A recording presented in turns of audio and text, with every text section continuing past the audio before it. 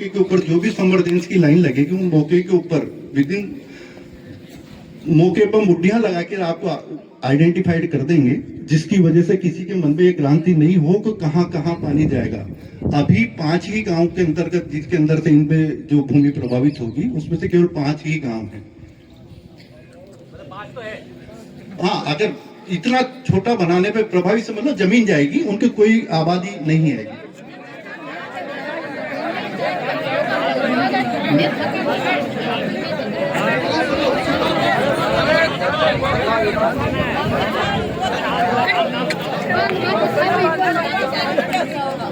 मेरा सभी से निवेदन है कि जो ऑफिशियल जो ईआरसीबी का जो डेलीगेशन यहाँ आया, पहले हम उनकी पूरी बात सुने। ठीक है, हम पहले उनकी पूरी बात सुने, फिर हम हमारे विचार व्यक्त करें। वो हमें कुछ बता रहे हैं, आप बीच में इस तरीके से करोगे तो जो हमारे लास्ट में जो किसान भाई बैठे हैं उनको समझ में नहीं आएगा। अभी जो सुपर सोशल इम्पैक्ट असेसमेंट जो कार्रवाई चल रही है उसके अंदर लोग बागों की केवल बेसिक जानकारी इकट्ठी करी जाती है, जिसकी वजह से वो रिपोर्ट देते हैं सरकार को। सरकार उस रिपोर्ट को अनुमोदित होने के बाद ही किसी डैम पर बनने का निर्णय होता है। अगर इस सोशल इम्पैक्ट असेसमेंट की रिपोर्ट अगर एक्सेप्ट नहीं होती है तो उसके बाद आगे की प्रक्रिया रुक सकती है। ऐसा नहीं है कि इसके अंदर है, इसके अंदर जो प्रारंभिक तौर पर जो फार्म भराए जा रहे हैं उसमें केवल जो प्रभावित खसरा है, जिनकी संभावना है ये प्रभावित होंगे, उन लोगों से ही वो फार्म भरवाए जा रहे हैं। और जो खातेदार भूमि है उनको तो ये पकड़ पाएंगे जिनकी उन्होंने डिटेल ले ली, लेकिन बाकी के लिए तहसीलदार साहब और उनकी टीम और सोशल इम्पैक्ट वाले के साथ जो अगर ऐसी जमीनें जो लोग बात कर रहे हैं और जिनकी उनके डाटा इकट्ठा अलग प्रोसेस के साथ होगा, क्योंकि उसके बाद हमारे पास कोई इंफॉर्मेशन अवेलेबल नहीं है इस चीज की। इन सब चीजों को सोलर इम्पैक्ट सर्वे के अंतर्गत आपकी जो जायज मांगे सारी की सारी इसमें इंक्लूड की जाएगी। उसके बाद ड्राफ्ट रिपोर्ट आएगी, फिर मैडम के साथ हम लोग वापस गांव में एक एक में आएंगे, उस पर सुनवाई होगी। अगर कुछ छूट भी गया तो उस समय ऐड होगा उस मुद्दे के अंदर, और फिर वो राज्य सरकार के पास जाएगी। राज्य सरकार से अनुमोदन के बाद फिर डैम बनने की आगे की प्रक्रिया पूरी की जाती है। और इसके अंतर्गत मैक्सिमम जो नदी के अंदर 6 किलोमीटर दूर तक ही इसका वो आ रहा है। डागड़ मऊ की जो पुलिया है उसके पहले ही पानी रहेगा। और एक आपका जो ये लोकेना में जीएसएस बन रहा है वो इसके डूब क्षेत्र में नहीं है। और जो रोड इसके अंदर आ रही है उसके लिए हमने जो संबंधित विभाग है उनसे हम उसका एस्टिमेट लेके ये रोड तभी बंद होगी जब वो अल्टरनेट रोड पहले बन जाएगी।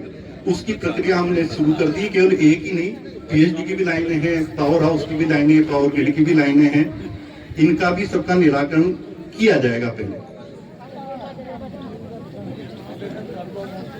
और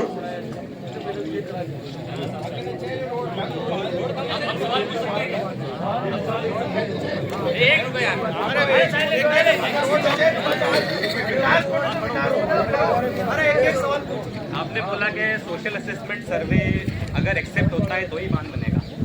इसको एक्सेप्ट करने का और रिजेक्ट करने का अधिकार किसके पास है? राज्य सरकार के पास। तो वहाँ ही तो जाएगी आपकी सर्विस। आपका जो सोशल एक्सेप्टेंस फोरम है इसमें ग्रामीणों से उनकी अनुमति पूछी जा रही है या फिर ये पूछा जा रहा है कि आप प्रभावित? नहीं, ये सरकार हमने नहीं करा रही है सर्वे। एनजीओ जो पूछ रहा है वो उनसे ये पूछ रहा है कि आप इसमें सहमत हैं या नहीं है, या फिर ये पूछ रहा है कि आपकी कितनी चीजें प्रभावित हो रही है?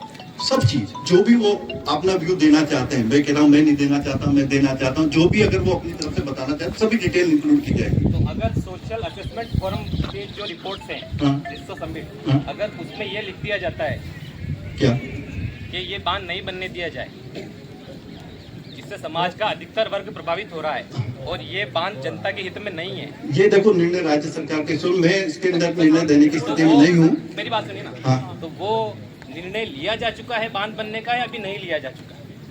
बांध बनने का तो सरकार ने सैद्धांतिक रूप में बजट घोषणा के अंदर जो घोषणा करी है तो लिया हुआ है। बात यह है कि ये इसकी प्रक्रिया है, बिना उसकी मतलब बांध बनने का निर्णय सरकार ने ले लिया है। कोई भी प्रक्रिया करती है तो प्रारंभिक तौर पर तो ये चीज व्यावहारिक है। ये इसका फर्स्ट स्टेप है, दैट इज असेसमेंट। बिल्कुल है ना? असेसमेंट का निर्धारण कौन करेगा, मैं ये पूछना चाह रहा हूँ।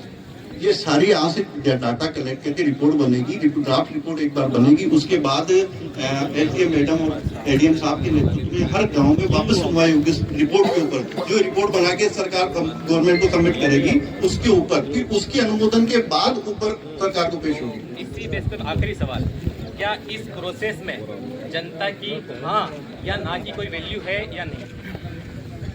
इस चीज का जवाब मेरे से ऊपर वाले